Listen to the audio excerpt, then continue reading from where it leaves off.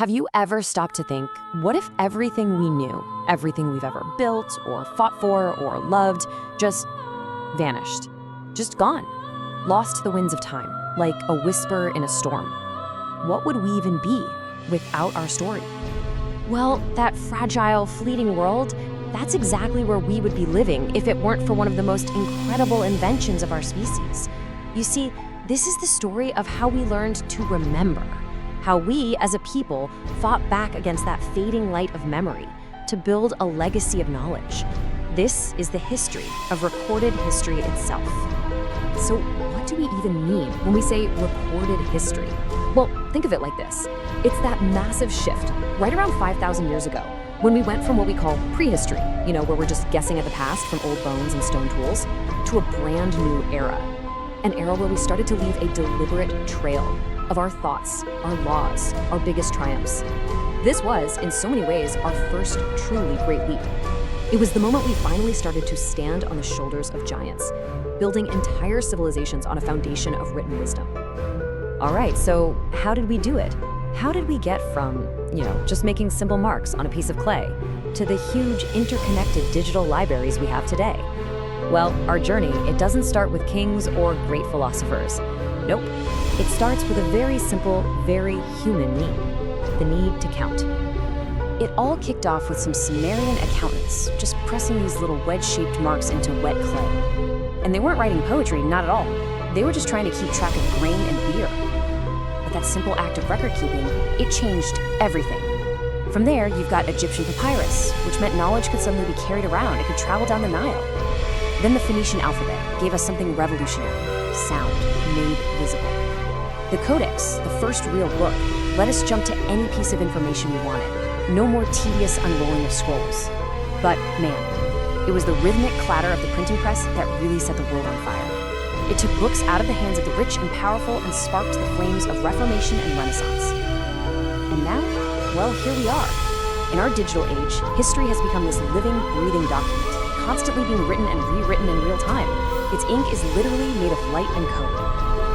But you see, all of these things, the clay, the papyrus, the printing press, they were just the tools. The real question is, who were the architects? Who were the brilliant minds behind this revolution? The ones who dared to record the past and, in doing so, shaped how we see ourselves today. But we all know the famous names, right? You've got Herodotus, the guy who traveled the known world, weaving together fact, myth, and what he saw with his own eyes. Then there was Thucydides, this stern general who wasn't having any of that. He demanded evidence, he wanted to analyze cause and effect. Fast forward a few centuries, and you have Ibn Khaldun, who looked at history not just as a list of kings, but as a science. He was analyzing the rise and fall of entire civilizations, really digging into the sociology of power. And then in the 19th century, you have Leopold von Ranke, who turned history into a real profession.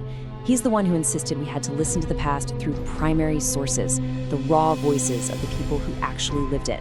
His goal was to show history, as he put it, as it actually was. So yeah, these are the titans of history. Their names are practically carved into the bedrock of our knowledge. But what about the shadows they cast? What about all the countless voices that were just lost in the echoes of their grand stories? Because now we have to turn the page. We have to look at a much darker chapter. And this is a chapter that was written in the silence of the forgotten, in the sacrifice of the overlooked, and sometimes in the blood of those who just dared to preserve the truth. Let's start with the people who are truly nameless. Think about those Sumerian accountants we mentioned. What about the generations of Egyptian scribes who spent their entire lives just copying sacred texts? Or the monks who literally went blind by candlelight, painstakingly saving the works of Plato and Aristotle from just vanishing forever. We'll never know their names, not a single one, but they are the silent architects of our collective memory. They're the invisible threads that hold the whole grand tapestry of human history together. And then you have those whose stories weren't just lost, they were deliberately buried. Picture this. It's the 16th century. While Europe is still kind of stumbling out of the Dark Ages, Timbuktu was a city of light and learning. Its greatest scholar was a man named Ahmed Baba, and he had a personal library of over 1,600 books. But when invaders came, they threw him out, and his entire library was scattered to the winds. See, his knowledge wasn't just lost, it was stolen. Stolen first by the invaders and then stolen a second time by a historical narrative that simply chose to be blind to Africa's brilliant written past.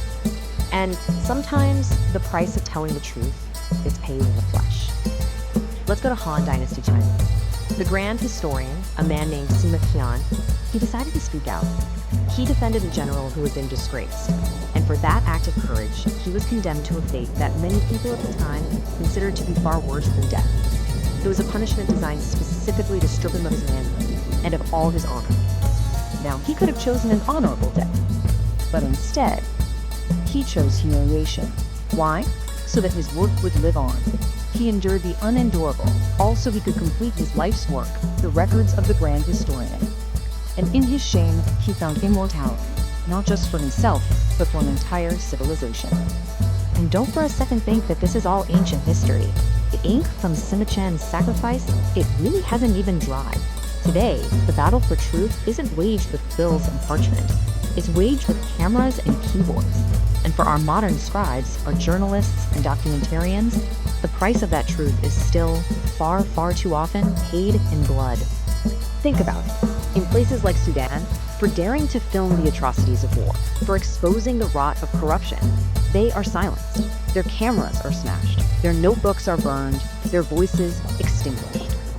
In Palestine, their stories become these fleeting headlines, just whispers in the storm of our daily lives.